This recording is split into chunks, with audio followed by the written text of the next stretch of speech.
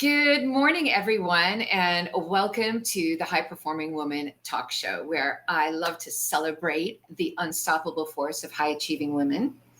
And I'd like you to join me as I showcase remarkable stories, insights, triumphs of extraordinary women who break barriers, inspire change, and redefine success. So get ready to be inspired, motivated, and empowered. And with that, I would like to welcome my guest today, Christi Myers. Thank you, Susan.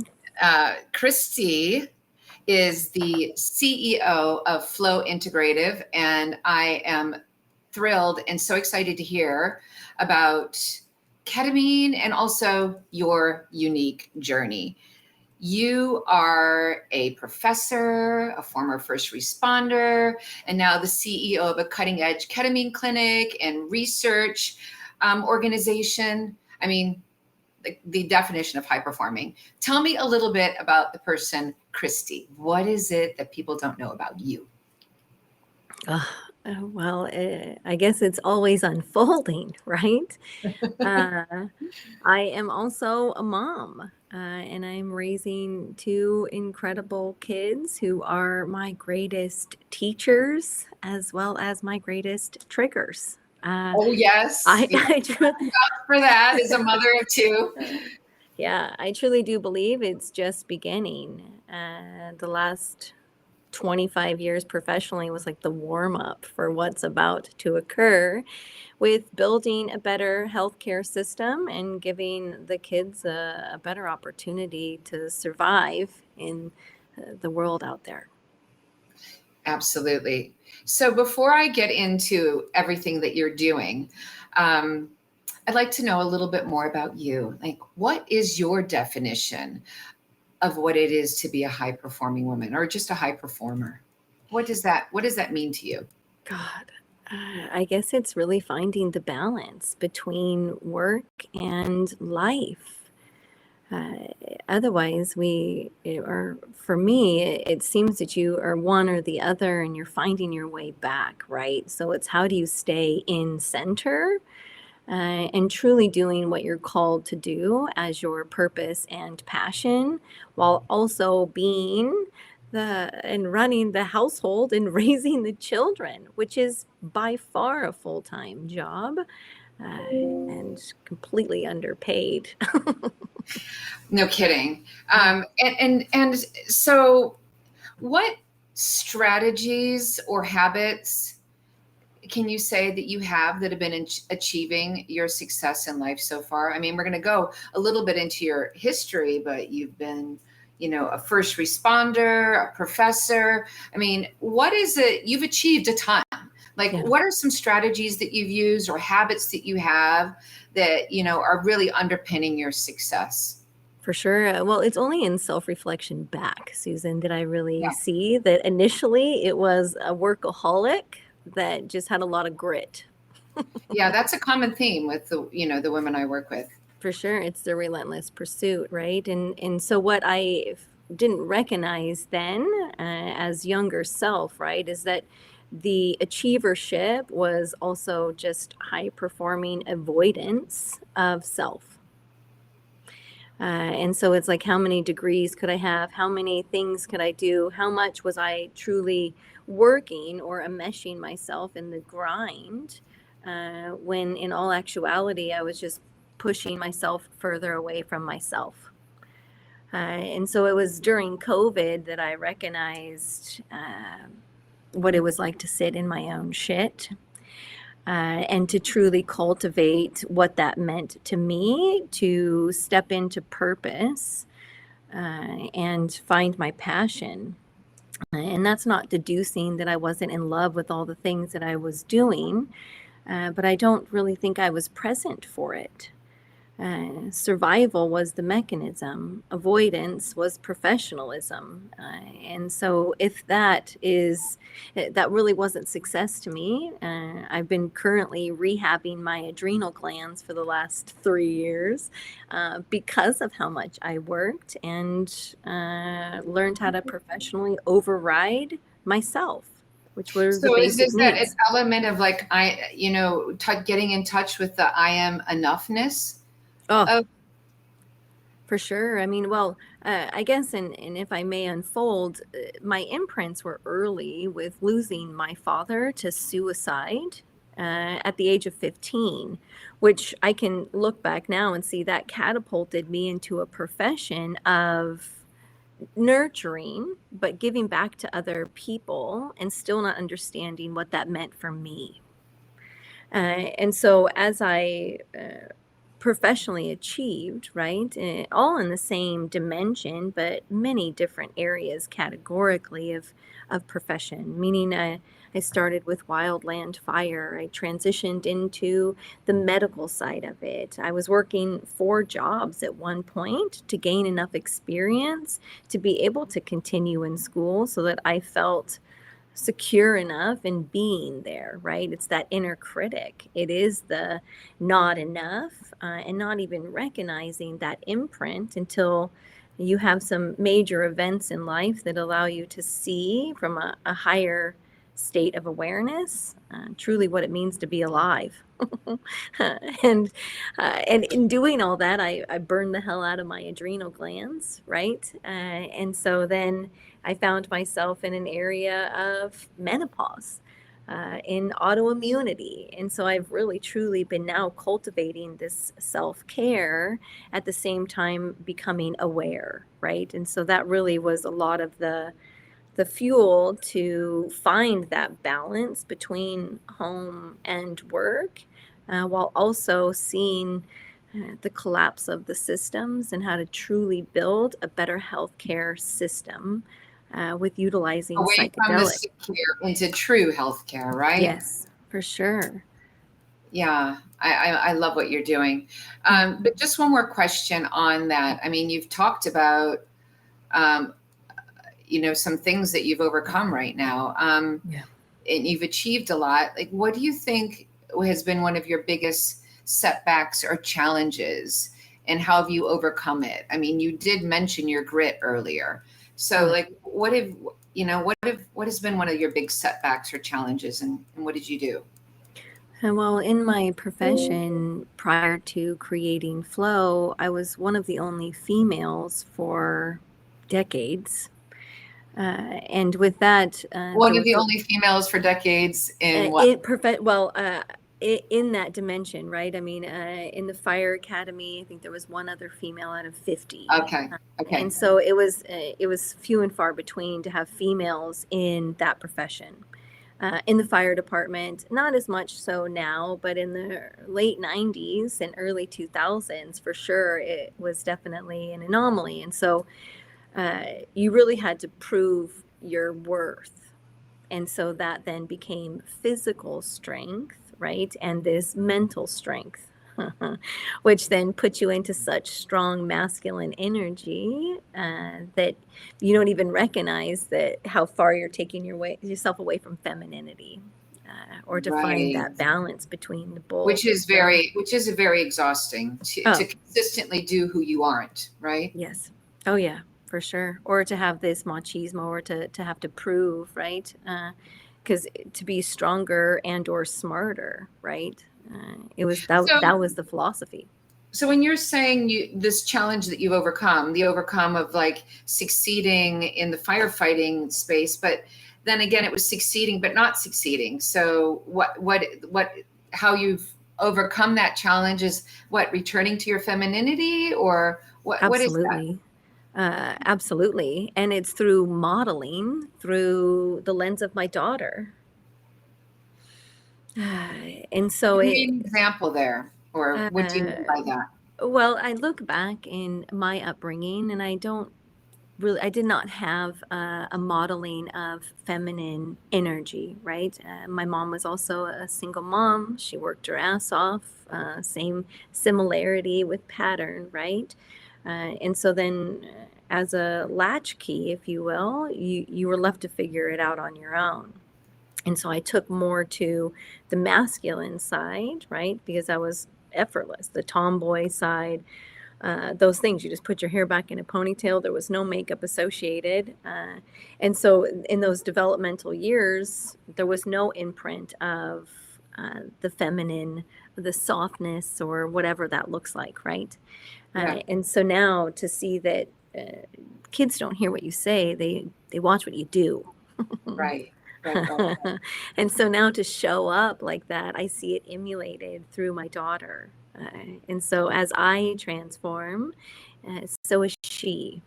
Oh, She that's is, beautiful. oh my gosh, it really is amazing to witness because the true change is from within, right? It has nothing to do with them. It's 100% accountability for me. Okay. Thank you for sharing that. I want to move on to the day job. And first of all, what is ketamine? I mean, that's not something that everybody knows about. So tell me what is ketamine? You know, yeah. It's a versatile tool. And I say that because it has parameters. Ketamine, in its infancy, was birthed in the 60s. It received FDA approval in 1970. Okay, so And it's legal. oh, yeah. And we Okay. utilized it for anesthesia. So, Right. just to give a little bird's eye view with this, is that the brain has no pain receptors. And so, what we have to figure out in order to perform surgery is how do we separate the body from the brain? That's where ketamine comes in. So it separates the motor and the sensory, all pain that's perceived from the body. If we separate it at the insertion point of the brain, then we can do things like surgery. We can cut people wide open and they don't feel a thing, right? And then we use some other medication so that they also don't remember it. And so ketamine actually replaced PCP. We initially created PCP for surgery, and that's what we used day in and day out, but people were reporting agitation when they would come back out of anesthesia. So the Right. more that that happened, the more that the people who made it were inspired to transform it. So that's where ketamine and PCP found themselves in bed together, or this misconception, because ketamine replaced PCP. And now PCP went on further, and it now finds itself in over 120 different cough and cold medicines that you can buy at Rite Aid.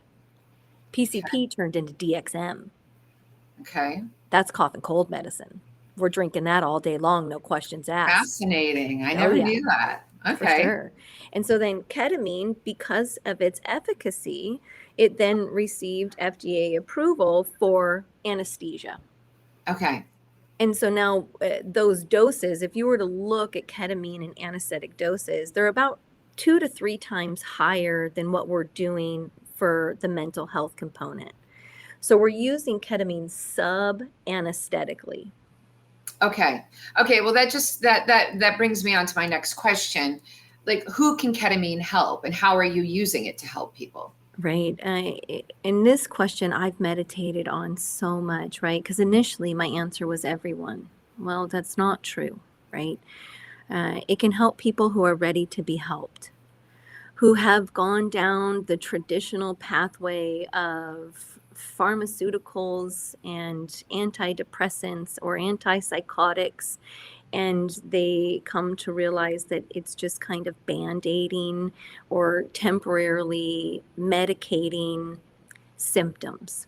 So And you're talking about it mainly in the mental health, or are you also using it for pain management? for sure. And they go hand in hand, right? So, yes, absolutely. For all facets, right? For pain management, absolutely. Ketamine is a gift because we can also correlate that to the mind and stored trauma. That's where all the somatic work is coming in right now. And so ketamine is a tool. Ketamine has a lot of pressure on it right now. And I'm sure if it could do its own podcast, it'd be like, well, guys, I'm here as a non-competitive entry mechanism into your own gifts of awareness, right? Ketamine doesn't compete. Yeah. And people are like, well, what is this going to do for me? And it's like, whoa, whoa, whoa. Ketamine's going to show you you. And then that gives you an opportunity to cultivate a better behaviors Right. or better ways of showing up for yourself, right? And so with that, it truly can touch so many lives, and it's so safe for the teen population as well. So give an example of how, like, if someone came into your clinic, let's say a suicidal teen, would that be an example of someone who would come in? Absolutely. Okay. And then, like, what would happen? Well, that's the conversation because parents are involved, right? And so it becomes really clear that you have to have the conversations with the parents as far as the support mechanism, right? Because again, they're also putting pressure on ketamine. Ketamine results, well, let me back up. Ketamine meets each person where they're at. Right. And an uncomfortable conversation that we're having is that 99% of abuse happens in home. So teens that are crying out is also an eye-opener to the parents who are also witnessing, right? And so whether that's something that we're missing because we're at work, or it's something that's being bullied at school, or whatever's happening, the crisis is in our homes, When you right? say 99% of the abuse is happening, what kind of abuse are you talking about? All things, right? It's the imprint. So we have to also zoom out a little bit on this because each person is creating their own reality. Yeah, of course. And so, for example, right, a little kid who sees a spider for their first time. Well, mom sees the spider. Mom's terrified of spiders. Mom screams, has this huge reaction. Now we've imprinted a phobia of spiders into the child. Right. And so we don't recognize what we're doing because we're simply living, right? When you talk about abuse, you're talking about any little traumas. Any trauma, right? And so it Right. should be trauma instead of abuse, because those are sometimes charged words. So Right. to Yeah, make that's why that I was. clear, That's why I right? was Yeah, careful. Right. thank you. For sure. And so the way that we imprint, or the way that we acquisition information, is through the developmental lenses as per the observer. Each person is creating their own reality. And that's where we've kind of got ourselves into a hot mess, is because we've decided that some are right and some are wrong. Rather than just recognizing it just is, right? The minute we take our attention off of the things in the outside world and we truly become present in the right now, we see that none of it exists. And that it's silly we wasted so much time and energy on judging. Right. Right. Okay. So the teenager comes into your clinic. You're having these conversations with the parents, and then, like, what happens? They're hooked up to an IV. Like, they tell me a little bit about the process. Yeah, well, it's the conversation of emotional maturity, right? And trauma can age you. Early imprints of trauma can age you, right? And so some kids truly are ready to be able to sit with themselves and give themselves a new access point. So what ketamine does in this case is the default mode network, or those emotionally charged early imprints in the neural circuitry, right? Where we're continuously in self-doubt, or we're in this loop where now we're suffering so deeply that all we can see is fear, and that it becomes a thought that the best way to solve this is to exit Earth by suicide. When that's occurring, the network is so emotionally charged. By allowing the medicine to come in and disrupt that pattern, it also then gives new access points for new ways of thinking and being. And so there's this really beautiful period. Pattern interrupt. It's a pattern interrupt. Yeah. And then that pattern interrupt, multiple things happen, Susan. One is that at times, all that angst and anxiety and fear leaves the physical body. It's incredible. And it's ineffable. Where And does it go?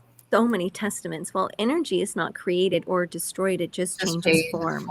Right. Mm-hmm. Okay. And I can give you some numerous stories of what that looks like as it fasciculates or leaves out of the body, right? It even changes the temperature in the rooms. And so as that leaves, right now, you're recognizing your body from a whole new lens. You're no longer riddled from this internal torment of anxiety, which is the nervous system trying to get out, right? It's the dysregulation trying to find an exit point. The other things that can happen is we witness ego dissolution. There's numerous testaments to people witnessing themselves die. It's the versions of ourselves that are suffering, which causes ego death or dissolution. It's a conversation that we're just starting to have as a society because it's becoming more and more common with psychedelic experiences. So this is not, just great for, suicidal teenagers. We can have this for veterans, PTSD. I mean, Yeah. who One is of the it, who is it things, not for? end-stage renal failure. Ketamine IV works with the renal system. And so Okay. if you have compromise in the kidneys, renal failure with specificity, right? We have conversations around uncontrolled high blood pressure. And for those who are actively in psychosis, and that's where there's a lot of work that was done by Stanislav Grof and LSD and schizophrenia. But where we are still learning, it's not saying that we can't try it, right? However, there's a conversation of how we can stabilize people prior to.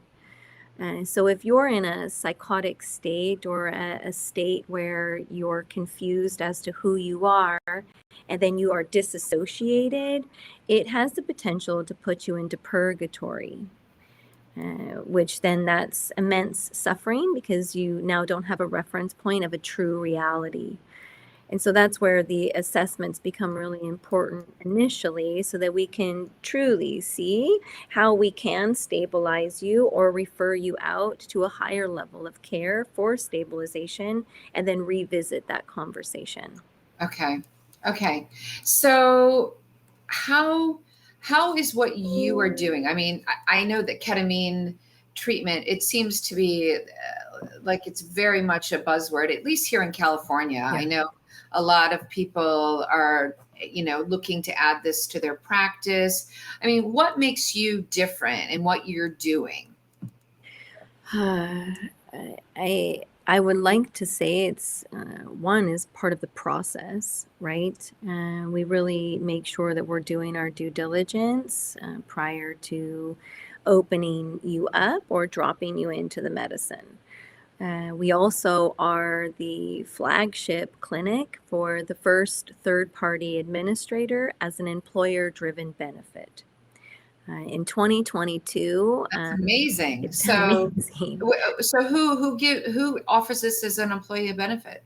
Dr. Bronner's Magic Soap Company Okay. is who is leading the charge with not only the way that they work in capitalism, but also the way that they treat their employees. So in 2022, the partnership that occurred was with Anthea, who is a third-party administrator for psychedelic insurance as a employer-driven benefit. Okay. And Dr. Bronner's was the first company. This is And amazing. This is really next it's generation stuff. amazing. Like, wow. Okay. And Flow is that clinic. And so we've really just took the charge on building the protocols and the specificities, as well as what that looks like to offer 100%. Dr. Bronner's is an amazing gift to the world. They covered 100% of 100%, meaning it was fully paid for and they didn't discriminate. Wow. Yeah. Wow. And that's one of the things that Flow really has cultivated is that we are multifaceted. We're offering ketamine off-label for a multitude of reasons, not for certain specific diagnoses, if you will. And there's a lot of pride in that. And so with that being said, last year we dedicated to ensuring that this was a success. We showed 86% resolution from major depressive disorder. 86%. Yeah. And how does that compare to like other modalities?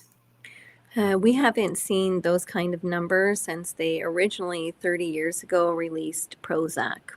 And we've learned a Right. lot about Prozac since those times, right? And so the gift of ketamine is finding its way into a lot of different providers. And so the important thing to remember here is that all providers are practicing,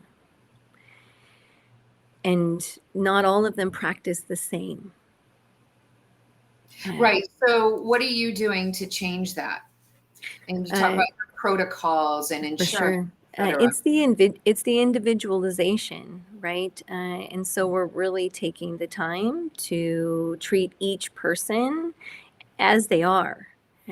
Whereas traditionally, there's this standard, right, that you have to meet in the eyes of the provider. It's numerical. It's whatever. And if we look at true healing, it's nonlinear, non-local, and there's not an end all, right? It's an unfair expectation. If I were to tell you, Susan, you're going to come in and I don't give you tools to cultivate when you go home with, Right. then it's causing harm, and more harm than good, right? And talk about the organization that is like above the clinic. Yeah. So I'm not a doctor.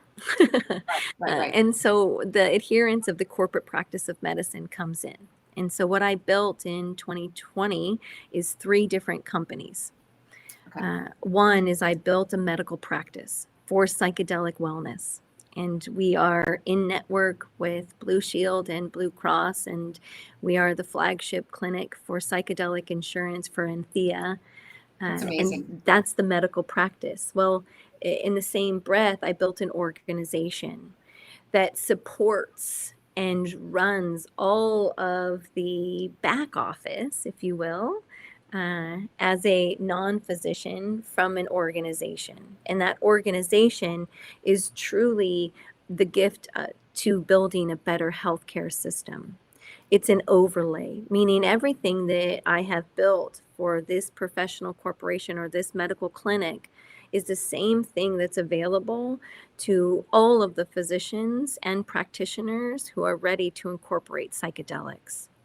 So you're the go-to person for those people that are wanting to incorporate it using proper protocols. Yes, and to stay above board and to stay in the legal realm. It's amazing how challenging to stay legal can be. And so that's where the last 20 years of me professionally in many different dimensions of healthcare have really been able to build a system that exists on top of the old one to be able to now lift humanity up with the use of psychedelics in many different professional medical practices. That's amazing. Thank you. Exciting times. So let me just start to wrap up here. I just want to ask you one more thing back to you, Yeah. Chris. If you were mentoring the 20-year-old version of yourself, what advice would you give her? I would teach her how to breathe. Okay. Truly. I am enamored by all of the choices that I have made. I've come to terms with every single one of them and love myself through all of them. She did one hell of a job getting me here, right? And so with that, I wouldn't take anything back. But there is the one thing that I truly never understood until recently, and that's the importance of breathing. A friend of mine, Travis Steffens, just launched a great app called the Breath Source, and I concur. It's very powerful. So finally, what is next for Christi Myers? Well, we're continuously unfolding, right? I joke that we're building the bike while we're riding it. The next thing that's coming building up, the plane before you fly it, right? right? The next thing coming is MDMA, right? Okay. And so the third company that was built is a nonprofit to continuously research and develop protocols to give access to the people. There's a lot of information that I would love to put out as open source to be able to impact those who are struggling, or those that are just looking for a different conversation for what once existed in the traditional system. And so that's coming, to be able to wake up our latent DMT system, to be able to have the conversations as to how we are the drugs, Susan. Everything that we seek outside of ourselves it can also be found inside of ourselves. That's how psychedelics work, right? We can't have these experiences if it didn't already exist inside of us. Right.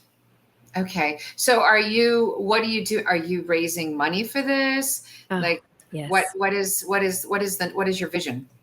We are raising money. So up and until this point, I've been able to self-fund this mission. And she is here, and she is ready to receive funding to be able to open the doors to help so many more.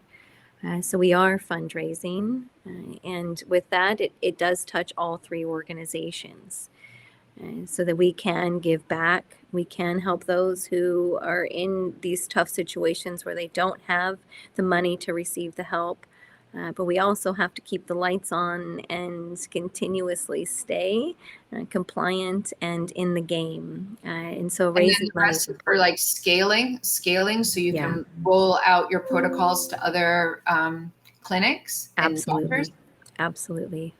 And so I do have a pretty powerful presentation coming up here next month, to where I'm one of the speakers at an investor summit, to be able to raise $5 million is what we're raising.